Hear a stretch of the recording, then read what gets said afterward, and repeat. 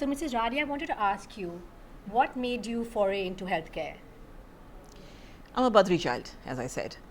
Um, Post my exit from the corporate world about a decade back, I went to Badrinath and there was a request from the head priest there said, why don't you do something here? यहाँ पे madam आप hospital खोल दीजिए, why don't you open a hospital? Not knowing much about healthcare, I did remember something my father told me, which was that if you ever want to do something, start with mobile medical units. So I promised him that when Badri would open in 2012, I'll come back and I will have mobile medical units to serve the pilgrims. 2012 was when we started a team of a strong 45 people, paramedics and doctors with 4 mobile medical units. I kept my promise. That opened me up to a whole range of diseases that we saw. People came from all walks of life, all economic stratas. And you realize one thing that was there, you didn't need any consultant to tell you this, you just knew it as you looked at them, that whether it was, whether they came from Madhya Pradesh or they came from Andhra or whether they came from Uttar Pradesh, what was lacking was good super specialized care in tier 2, tier 3. We have a large amount of secondary. I decided that's where it was and that's where I wanted to be. And you mentioned an element of destiny. Would you like to elaborate on that? Destiny, because you know, when you go to a place like Badrinath and a beautiful thought comes into your mind and somebody puts a thought, I believe that that doesn't happen on its own. I think it's an act of destiny. And I look back and I say, you know, whatever happens in life, there's an old saying that says, Jo hota hai, theek hota hai. Everything happens for a good reason. I can say with conviction what happened many years ago was the best thing that happened to me. And it took me through a beautiful, fulfilling journey. So, how has the journey been so far? I would say outstanding. I mean, it's been a real journey. It's fulfilling is an understatement.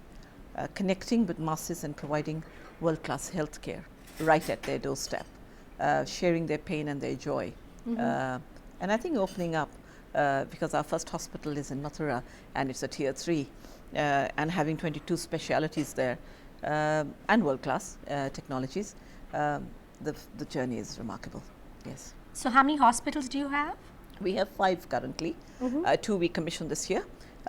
We have a hospital in Mathura, we have a hospital in Agra, Women's at Delhi, we have an O&M agreement with them and we run a center at Lajpat Nagar with the Women's. But we commission our Gurgaon facility in later part of this year. It's a 600-bedded facility, of which we will be commissioning 455 beds. And in about 2 months, we commissioned in Ashok Vihar another facility, which is roughly 175 beds. So, what are the future plans beyond that? You see, I've come back to Delhi to only strengthen and grow my teams. I would have loved to just carry on to Banaras because it's about consolidating Uttar Pradesh, 260 million people that you want to serve. These are large communities and that's where they really need healthcare. You needed to come back to Gurgaon, come back to NCR, come back to build teams, build an economic foundation. And that's what I've come to do.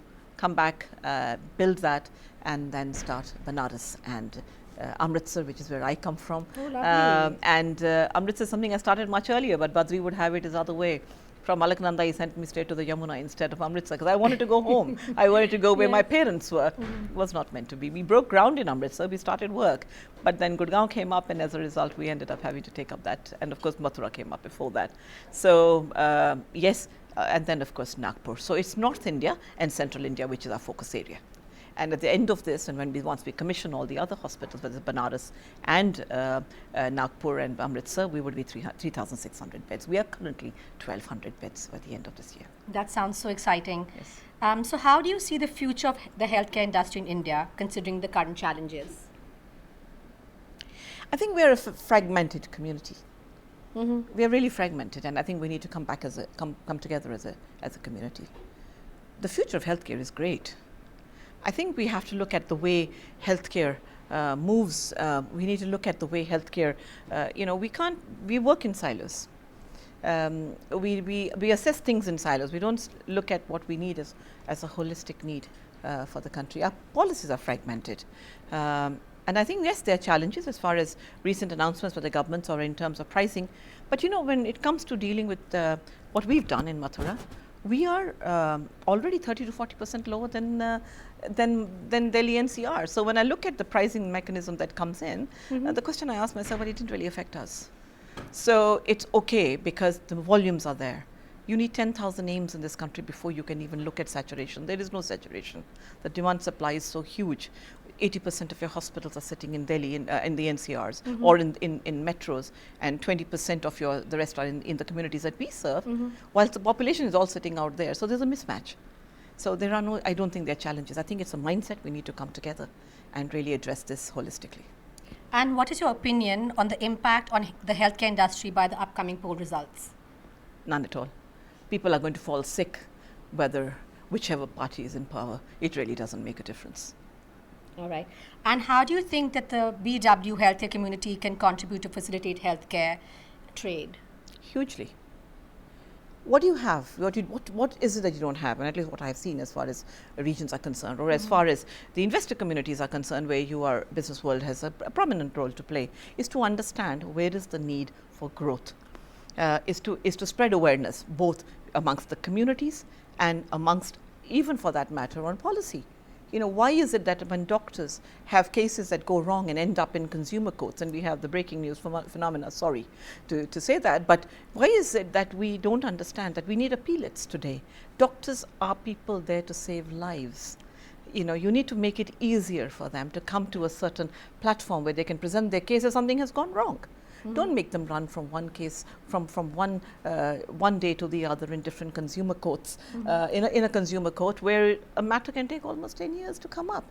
That's one part of it. I think the other part of it is that we need to come, business world can spread awareness that these are the things that we need to do on pricing, in the way we manage pricing, or in fact, that we need to look at what is today. If I look at the new generation of doctors coming in, let me tell you, kids don't want to become doctors anymore. And that's probably what worries me about healthcare. And one last question I want to ask you is that how does your father feel about the work that you're doing, since you mentioned him in the beginning? My father never got a chance to see this. When I became a consultant for the corporates, he was against this because he said this was not your journey. He passed away in 2003. And I now look back and I think this was really the journey he talked about. He was a great astrologer, so maybe that's what he meant. And I'm sure he's happy. I'm sure he's very happy.